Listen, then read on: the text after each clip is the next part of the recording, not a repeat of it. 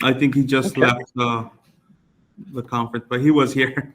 Okay, fair enough. C2 is pursuant to ARS Section 5-227, 5-228A, B, and E, and 5-229, the new license application submitted by Mr. Robert Vargas, doing business as Iron Boy Promotions for a 2021 promoter's license. Mr. Becerra, you speak to Mr. Vargas's application, please.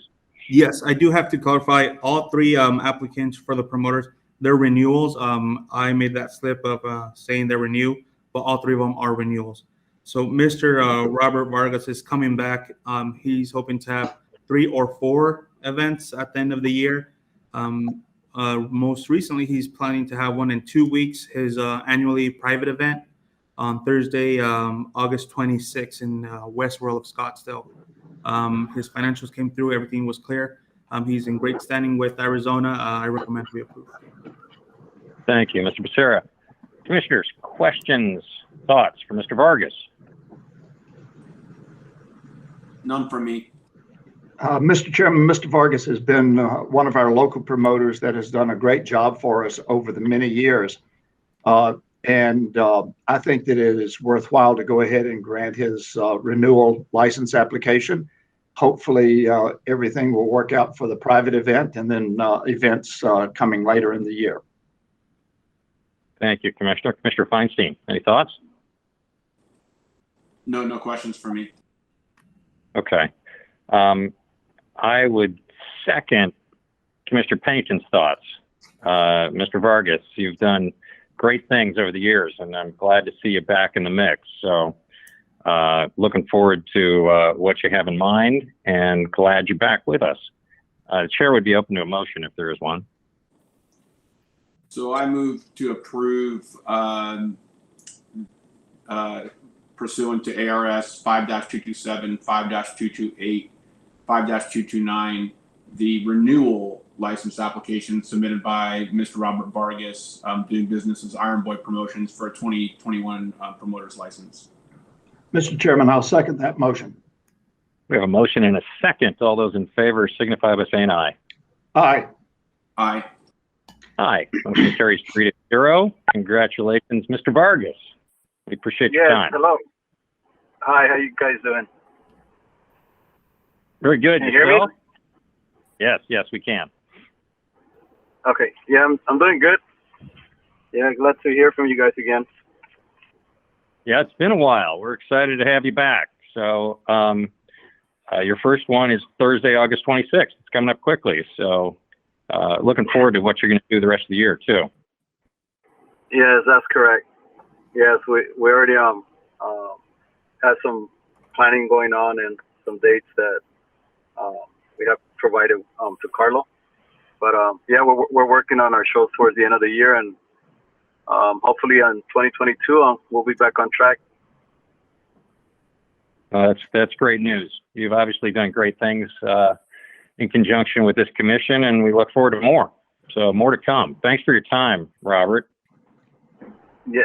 No, thank you, you guys, for your assistance and all the guidance and help throughout the years, and it's been great working with you guys. So we'll continue, bringing some good shows in the Valley, and it's opening up the market for a lot of big companies to come out here, and that's great news for everybody.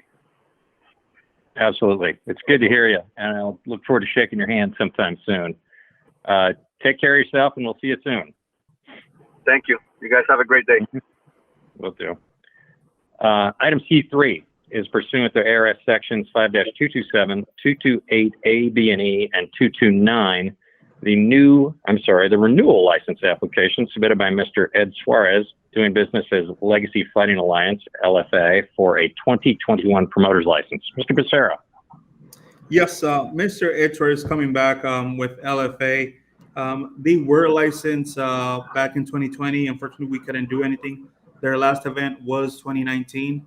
So they've been coming here, and hopefully they can come back and bring an event early December. I think that's their plan as of right now. They're in great standings. Everything came out great with their financials. I do recommend we approve. Thank you, Mr. Becerra. Commissioners, thoughts, questions for Mr. Suarez? Mr. Suarez is not in, I believe, and Mr. Mark Burney is there, the matchmaker. He's here representing Gallifrey. Thank you, Mr. Becerra. Mr. Burney, welcome. Commissioners, any thoughts for Mr. Burney? No questions from me, Mr. Chairman. For me either, Mr. Chairman. No, I tend to agree. LFA has done some great things here, and we're glad to see they're circling back. So I too have no questions. The chair would be open to a motion. Mr. Chairman, I move pursuant to ARS 5-227, 5-228, A, D, E, and 5-229 that we grant a renewal license for Mr. Ed Suarez doing business as Legacy Fighting Alliance for a 2021 motors license. I second the motion. Thank you both. We have a motion and a second. All those in favor signify by saying aye. Aye. Aye. Aye.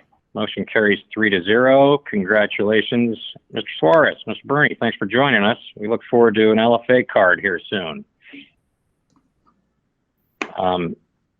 C4 is pursuant to ARS sections 5-227, 5-228 A, B, and E, and 5-229, the renewal license application submitted by Mr. Thomas Brown, doing business as TGB Promotions for a 2021 promoter's license. Mr. Becerra, I know we had someone from TGB with us. Who is that? That is Miss Monica Jaffe. Very good. Good Ms. morning. Jaffe, welcome. Thanks for joining us. Good morning. Commissioners, questions, thoughts?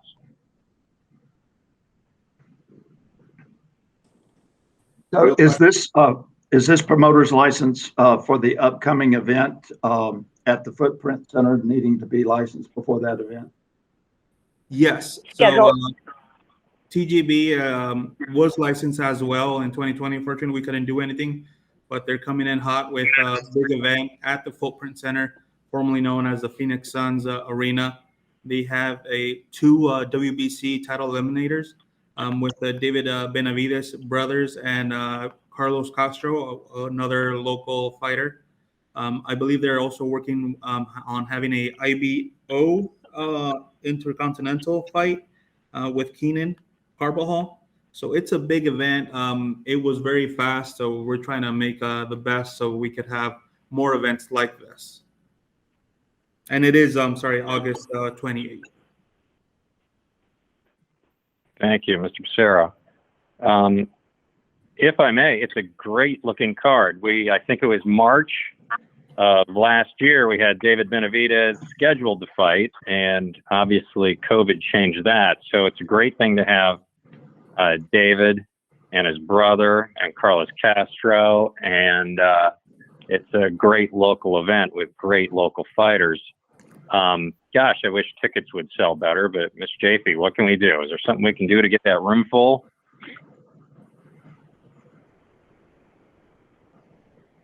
Ms. Oh, Jaffe. I'm sorry, you were asking me. Yes.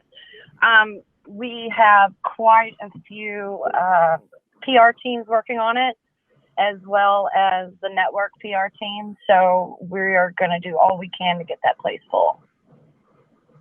Thank you. Commissioners, any other thoughts or questions? Mr. Chairman, yes, at this point, about how many of the seats have been filled, percentage-wise? I do not have that number. I glanced yesterday just out of curiosity, and the good seats are gone. I think, Chafee, correct me if I'm wrong, we are just working with the lower bowl in the Suns Arena, correct? The upper deck seats are not being sold.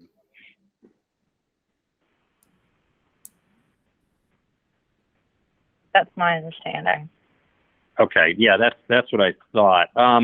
It's selling well. I'd love to see a full house for the Benavides brothers and Carlos Castro and the local fighters are on the card. It would be a special day for them. But we have time, and I have faith. So hang in there, and we'll keep spreading the word about this card, assuming that you get licensed, Ms. JP. I'm still holding my breath, gentlemen. Please do.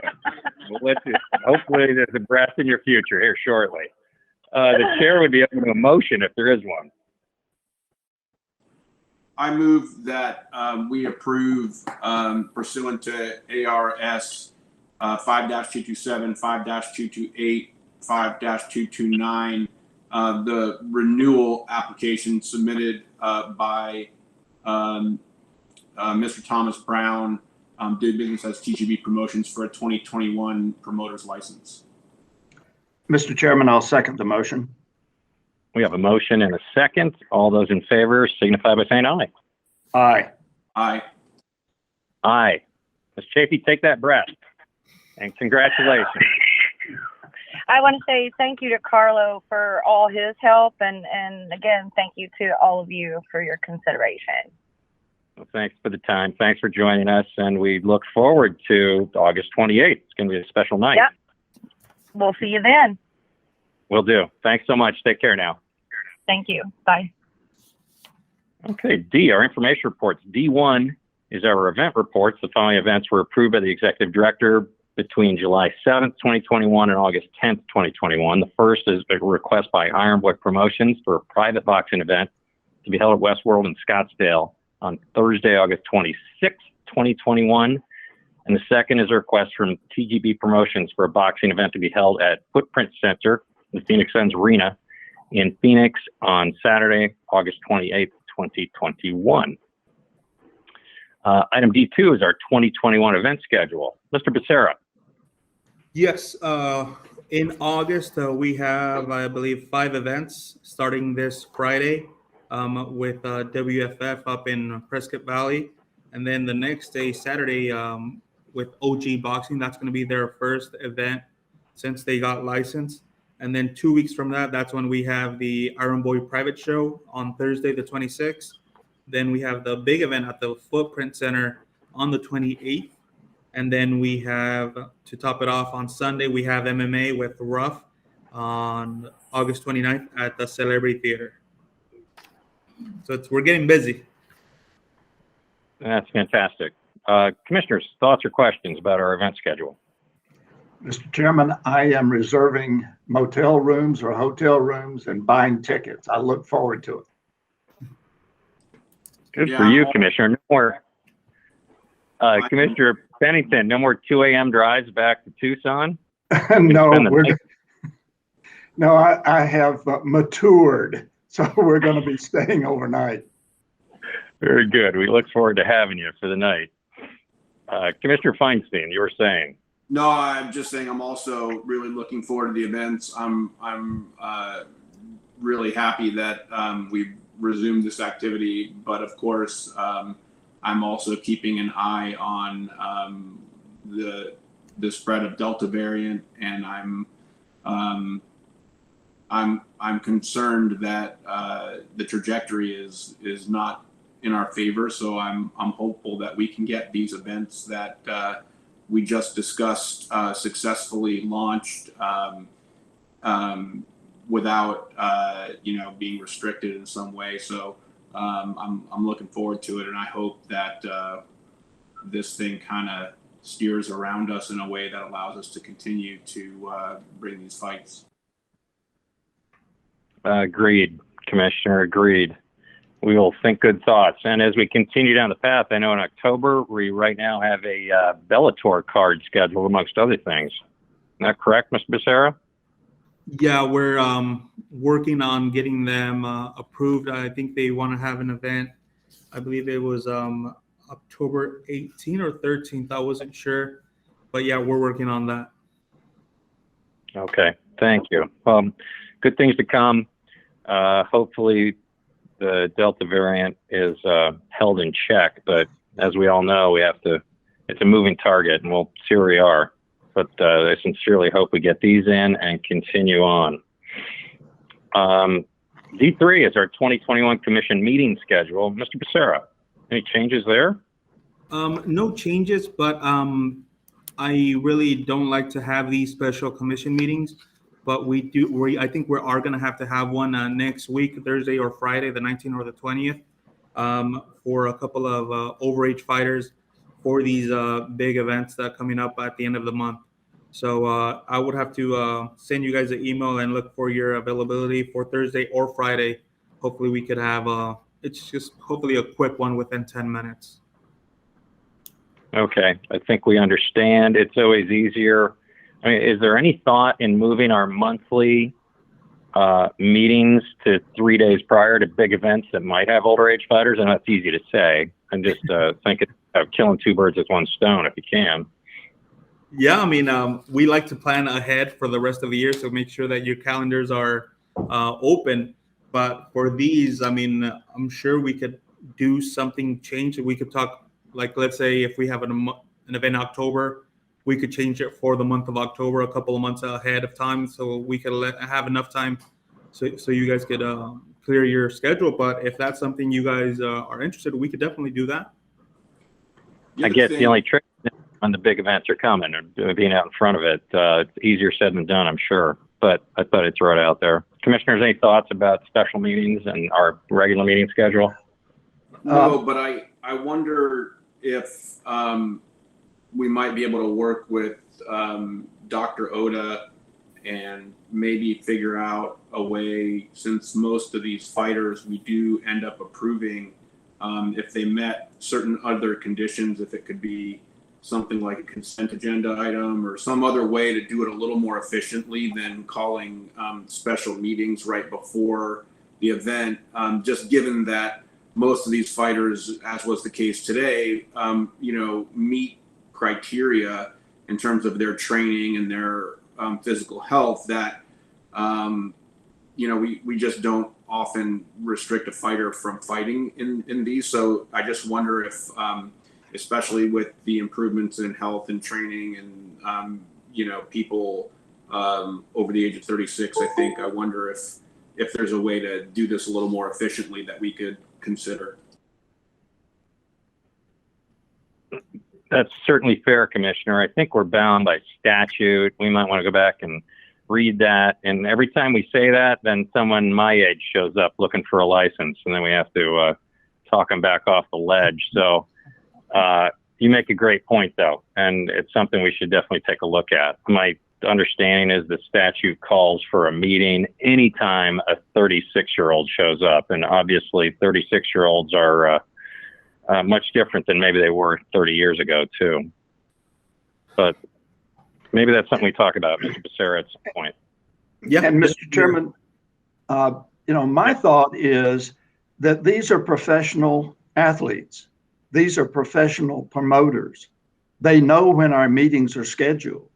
They should have everything together for our meetings, and we should not be drugged through the knothole trying to approve fighters in the last minute. That is true. Unfortunately, what does happen is they have a fight and it's scheduled months ahead, and then one of the opponents drop off and they have to replace them at the last week or 2 weeks, and that's when this happens.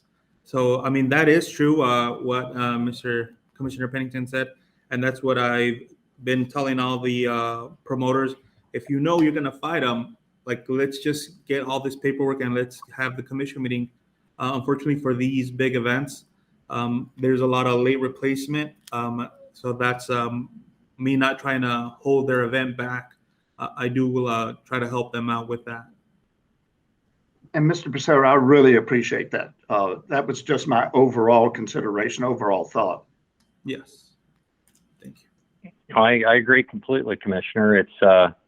It's a moving target. Promoters keep throwing in overage fighters at the last second, and we are almost obligated to have these meetings. Fortunately, they're quick, but they're hard to schedule, and they keep coming. It looks like we're going to have quite a few here in the fall.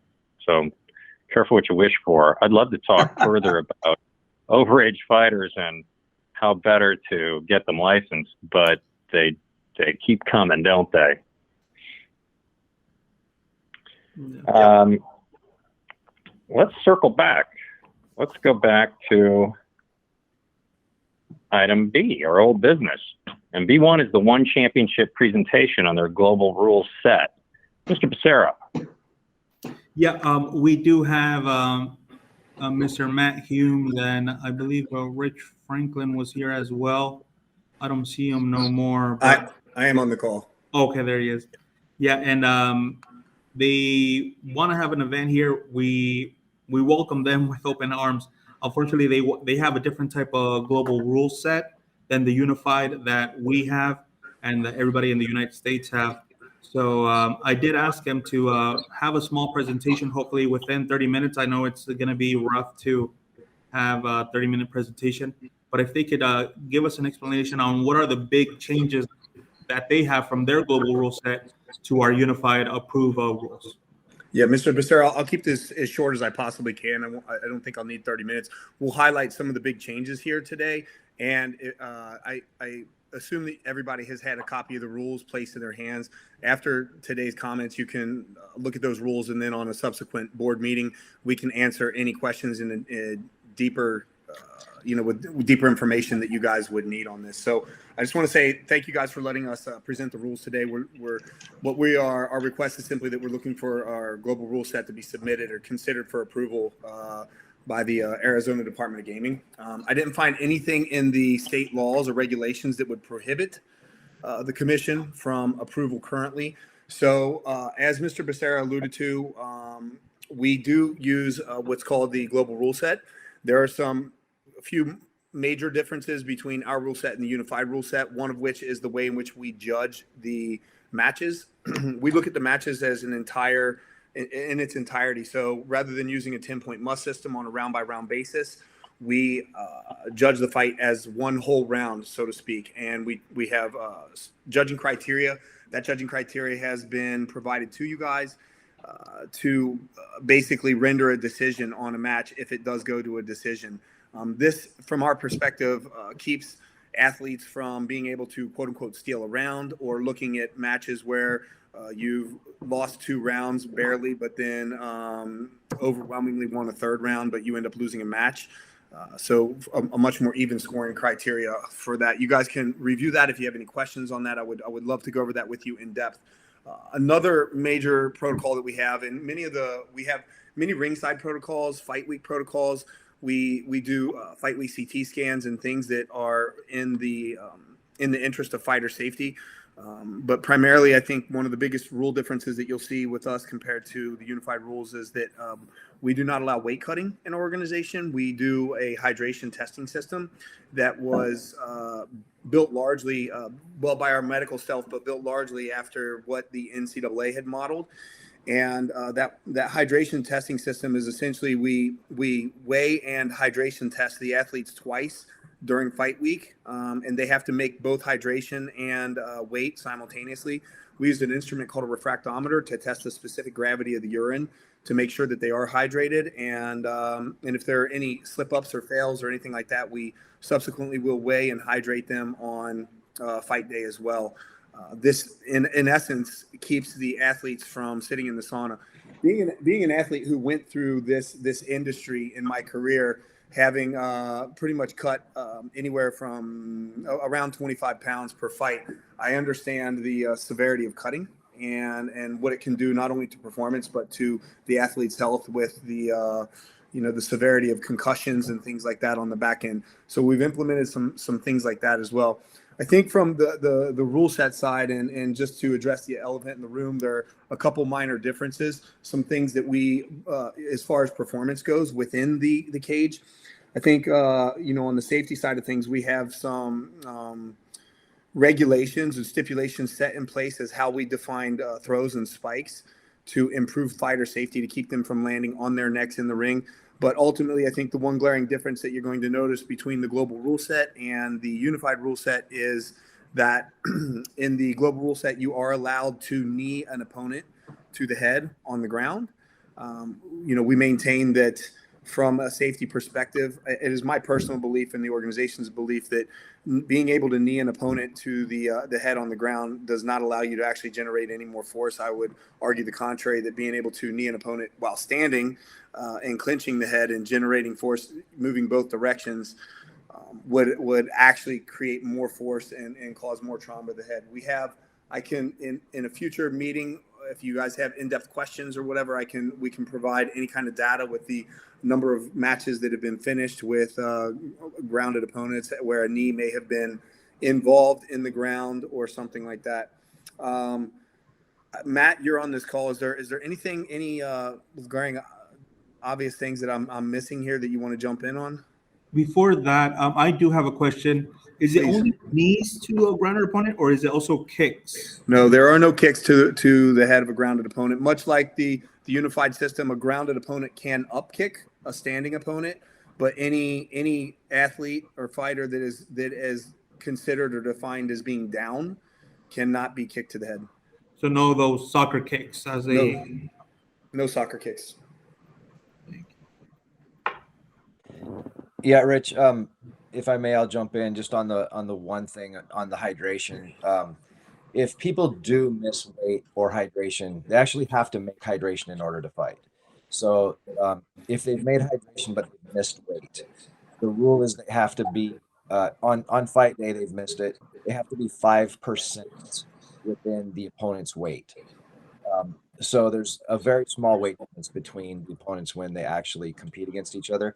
We also weigh them when they come out of the cage after to make sure that nothing's going wrong with our system. We've had about 4 years of this system now. Stats on the system. We've only had one case of a fight dropping off the card because the athletes couldn't make hydration or couldn't make weight and were too far apart in weight. So the system is very fair. You don't get guys, like Rich said, putting on 20, 25 pounds.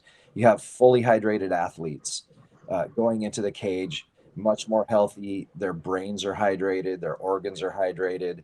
You get better action. You get healthy fighters. And like I said, it's much more fair to the fighters because if we do have to have a catch weight, the opponent gets 20% of the purse of the person who missed weight. You're not missing weight by a huge amount. You're missing weight by a tiny amount because you're already hydrated. So, it's a 1 or 2 pound difference. They've missed weight. Now you go to the other opponent and say, they're within the 5% range. They're within 5% of your weight. So we will allow a catch weight at that. You get 20%. And 100% of the time, the athletes say, great, I'll take the 20%. I'll give them the 1 or 2 pounds that they weighed over what I weighed, and then the match is on. So just to note, we do not allow, if someone misses weight, we do not allow catch weights that go beyond 5% of the person's weight, and we've never had an issue where that's happened. Do you allow the a title to change hands in that circumstance? So in that case, if it's a title fight and a person didn't make weight, the person who did not make weight will not be able to win the title. The person who did make weight will be able to win the title.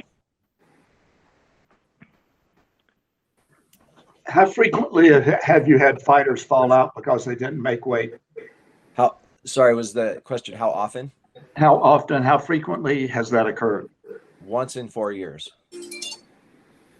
Since we've had this system, probably a thousand fights, we've had one case where we had to actually cancel the fight because of weight. And how many times did you have to do a catch weight? We've done several catch weights. We will do catch weights prior to, so if both athletes, one athlete's slightly over, and the other athlete might also be slightly over, we'll do the catch weight ahead of time. Or if they're in between weight classes and they're working their way down safely to another weight class, but they haven't reached that yet, then we'll offer a catch weight. So I think the question that you're asking is, how often are we doing catch weights when missed during fight week, during the weigh-ins? The answer is very rarely, because there's not very many misses. It would happen maybe once every couple months where it would happen that way, out of fights, out of weekly fights. One fight out of maybe every 2 months or so, we might have to do a catch weight because someone missed weight by a pound or two. I will say this from the athlete's perspective. One of the main things we've battled at One Championship is the culture of weight cutting. just as an athlete who had gone through that, there is this idea that if I can come in the fight a few pounds heavier than my opponent, then I have an advantage. And undoing this belief, because you don't feel that way when you're on the training mats on a daily basis, that, oh, my training partner weighs 3 pounds more than me, like I'm severely disadvantaged here. It's undoing the psychology of that with the athletes. And typically our missed hydrations or anything that we miss is typically athletes that come into the organization at the beginning, understanding like, oh, I can actually eat food and drink water during fight week. Yeah, one of the things we've had to convince them and show them is that there's no other sport where you train to perform your best and then you do horrible things to your body right before you perform in the sport. You wouldn't see football players, basketball players, baseball players going and dehydrating themselves and starving themselves and doing all the things that these guys do themselves right before they perform. I tell my guys that I've trained for years, Rich was one of them, that your best day was in the gym. Your best day was that day that you felt great in the gym, and you want to recreate that when you come to the cage or the circle, we call it. And so, we allow our athletes to do that. When we first started this hydration protocol, we tracked their weight weekly. And we don't do that anymore because everybody's used to the system now, but we track their weight weekly to make sure that they were doing everything properly, that they were cutting weight properly. We gave them nutrition seminars and, had athletes who have actually gone through this that knew what they were doing, like Demetrius Johnson and Rich Franklin, myself.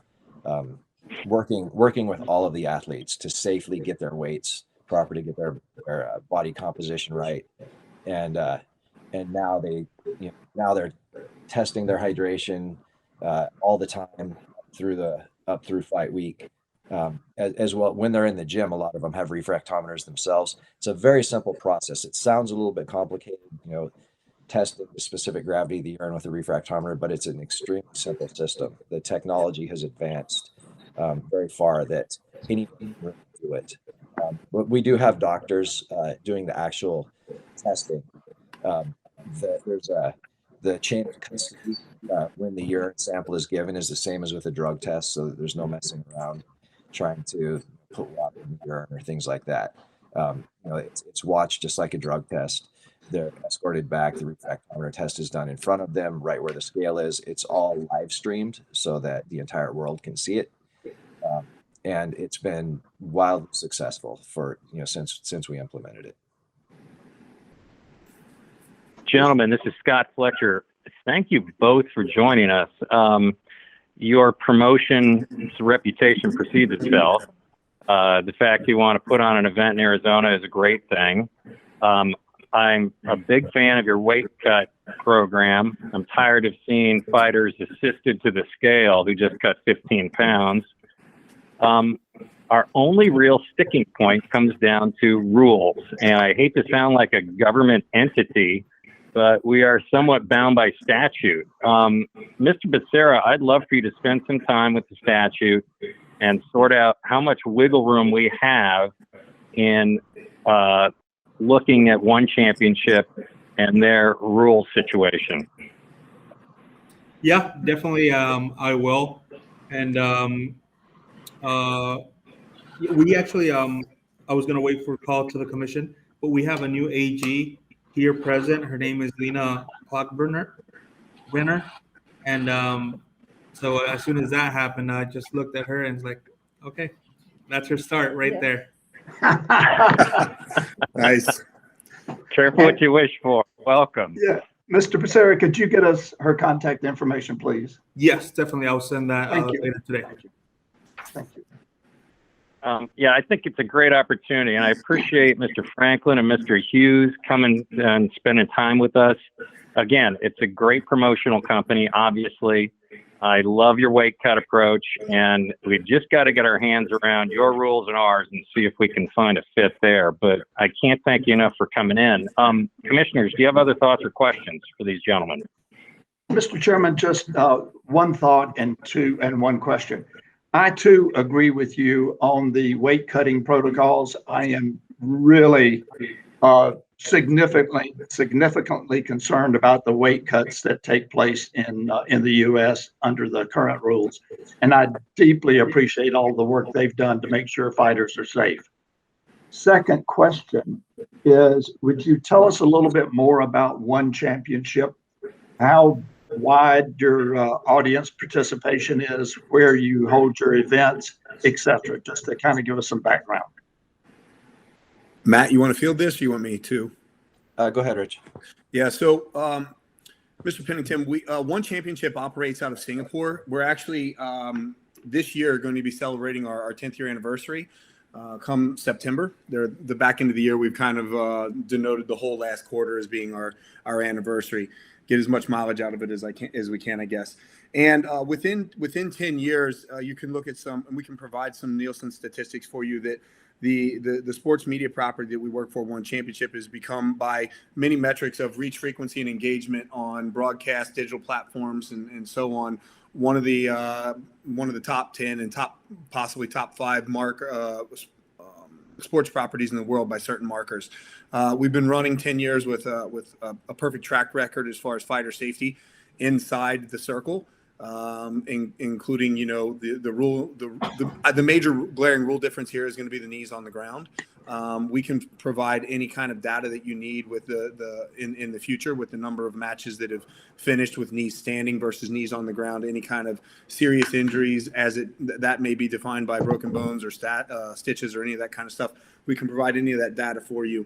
One Championship now, we had a successful run on TNT with Turner Media in April, where we are basically beginning our foray into the U.S., and we want to land on U.S. soil and actually do an event on U.S. territory. That the season on TNT in April was actually run from Singapore, our hub, where we're currently, due to the COVID situation, currently hosting all of our venue events at this point in time. But we're looking to come here to the U.S. We've obviously identified Arizona as being a state where we would like to operate. We're currently working with Joel Lopez is on the call here, and we're running with his help, or he's running for us a Road to One tournament, which is a 16-man heavyweight tournament that will eventually lead to the winner earning a One Championship contract competing for our organization.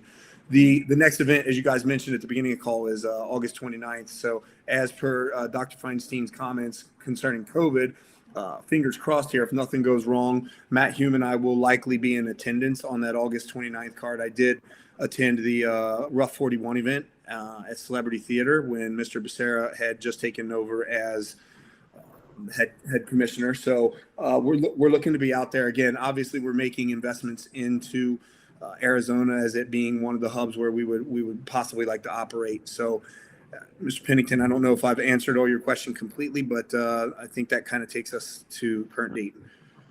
And sorry, just to interject one thing, to make it clear, Mr. Pennington, Mr. Franklin was referring to all sports properties like NFL, NBA when he said we're in the top 10, not MMA. MMA, we're at the top. There's UFC and One Championship, and no other organization is really close in terms of reach, frequency, and engagement. And some of those metrics were just as high or higher than NFL. We've gone across Asia. As Rich said, we're in Singapore, but we've rolled our events all across Asia. During COVID, we went to Singapore. We had a few in Thailand and one in China at the start of COVID, but due to the COVID protocols, we kept it in Singapore. We have done events in Dubai. We would really to the United States and Arizona. Another question, if I may. How many fighters do you have under contract now? We have approximately 500 right now. The exact numbers, Sure. numbers, I can't give you, but we have more than 500 right now under contract. And we do not only do mixed martial arts. We do kickboxing and Muay Thai and submission wrestling as well. We refer to ourselves as the home of martial arts because we like to present all martial arts. It's a very different approach with One Championship as opposed to, say, UFC, where UFC is more edgy and about the conflict, whereas we're more about martial arts and respect. And that's what we like to present. And with that, we like to present more styles of martial arts. Thank you very much. My pleasure. Thank you. Mr. Feinstein. Yeah, I would just echo some of those comments by Mr. Pennington. I really appreciate Mr. G and Mr. Franklin for being here. I actually sat next to you at Rough 41, Mr. Franklin, and enjoyed that event as well. But as a physician and a former wrestler, I can really just support this effort to not just change the way people cut weight, but to change the entire culture of cutting weight. I think that there's some real value to all of these sports and martial arts going forward if we can get that done, and I appreciate and support those efforts. I also agree with Chairman Fletcher that it would be great to have you and your events here in Arizona, and I look forward to the work with the Attorney General to understand exactly how we can facilitate your rules in the context of the Arizona state law. So looking forward to the work ahead. I hope we can work together to bring one championship to Arizona, and hopefully I'll see you at the next Rough event. Definitely. Is COVID permitting, Matt and I will plan on being out there, and if we end up sitting next to each other this time, make sure we end up chatting for a bit. Hopefully I wasn't rude to you last time, so I didn't ruin any opportunities here. I couldn't get through all the autograph seekers, so I just kind of stayed back. Well, just for the record, but for everybody else on the phone, all the autograph seekers were men, so that's how it works in my industry. Gentlemen, Scott Fletcher again. Can't thank you enough for your time. Can't thank you enough for your thoughts. I feel like it's a great opportunity for the state, and I understand that One Championship wants to make a foothold in the United States. I don't think there's a better place for you as far as venues and local fighters and the commission you can work with. We have a couple things we got to sort out, but more to come. And if I see you at those fights, I will ask for your autograph as well. Perfect. Well, listen, just do me a favor, gentlemen. If you need anything, if you guys have any more questions or we need to go further in depth on the rule sets, we also have rule sets specifically designed for our Muay Thai and our kickboxing rules as well. So if you need us to provide those separately, we can also provide those. I can send them over to Mr. Becerra and he can distribute accordingly. And just let us know if you need anything else. Otherwise, I look forward to seeing everybody out there when we're out there on the 29th of August. Thank you. Mr. Franklin, if you would send those rule sets too to Mr. Becerra. Yep. I don't want to add to the workload. I think MMA is our number one thing to work on right now, and we need to sort out those rules. But Muay Thai rules, that would be helpful too. Yeah, and just to clarify Matt's point earlier, that we will in a single night possibly do an event that has a couple Muay Thai matches, a couple kickboxing matches, a couple MMA matches. Like it can truly be a mixed event. Very good. Well, before you do that, Chairman, let's get the rules sorted. Yes, go ahead. Chairman, a question on that. Whenever you have three different types of martial arts in one night, how do you facilitate that? Is it all in your circle, as you call it? Do you have a separate ring set up? Because that's where some of our rules will really start conflicting with those type of multiple events. If it's all in a cage, I mean, we don't allow Muay Thai in a cage, for example. Yeah, we have the ability to. We've done shows with MMA, kickboxing, and Muay Thai matches both in a cage and in a ring. We won't set up dual rings or cages. For the evening, we will either choose ring or cage for that night. If the cage becomes a sticking point, I'm sure, and if I'm speaking out of turn, Matt, let me know here, but I'm sure that we could choose to run a ring event that evening if that was a necessity, perhaps. Yeah, so we do both cage and ring, like Rich said. Our ring is a 5-rope ring that's designed specifically for MMA to keep the athletes in. We use spotters around the ring when we do use a ring, but we use a cage more often than a ring. Depends on where we're doing the events. We do kickboxing and Muay Thai in the cage. Well, I look forward to working with you on this. This is really exciting. I saw some of the TV coverage back in April, and I was really impressed with how well organized it appeared to be. Great. Thank you so much. Yeah, thank you so much. We look forward to working with everyone here. Well, thank you, Mr. Franklin, Mr. Hughes. Again, thanks for your time. Commissioners, I encourage you to take a hard look at their rules and ours, and we'll have more to talk about soon. And Mr. Becerra, please take a hard look at our statute, our current rules, and what we can or cannot do moving forward. Thanks again, gentlemen. It was very helpful. Our pleasure. Thank you, gentlemen. It's our pleasure. Perfect. Let's move on. E is our call to the public. Mr. Becerra, is there anyone out there who would like to chat with us? Yes, I do see Mr. Bob Carmel. Very good. Please put him on. Good morning, Bob. Morning, everybody. Bob Carmel, United States Muay Thai Association. First off, I can't stress how in Arizona to have them come in and do some stand-up here, both kickboxing and Muay Thai would be huge. And it would be just great for stand-up fighting in the United States. It would be huge. Also, at an amateur level, we've been doing Muay Thai in the ring and the cage for years here in Arizona. It's also being done in other countries, in Australia. It goes on in a lot of places. So a lot of the fighters, especially at the pro level, they're kind of accustomed to it. A little different without the ropes, but not that big a deal. But it is being done. And once again, to have an event like that in the United States and in Phoenix would be a dream come true for everybody. As far as the USMTA goes, I just give you guys a little bit of an update. We've had our first 2 dual matches for the year last month. The Tucson show was over the top. I've never seen that place so full. 17 fights. There were people everywhere. I've never seen that theater so full. It was a great night. I have 2 events booked every month going to December, and I'm going to have probably another small tournament in December. We did a tournament in May.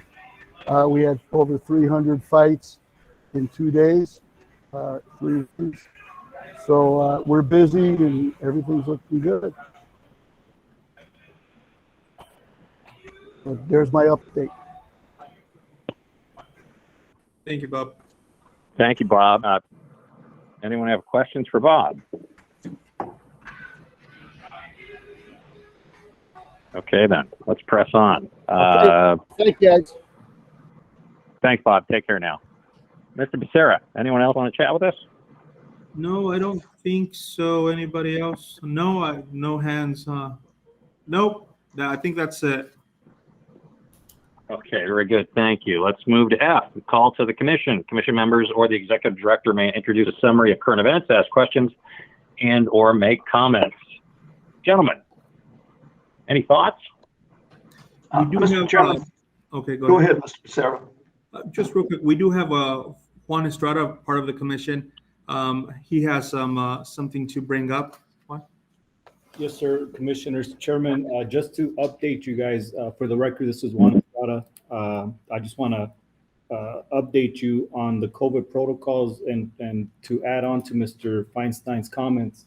I've been communicating with promoters on an individual basis and recommending to them that they bring up their COVID protocols and have them ready in case we do have to go full COVID protocol active again.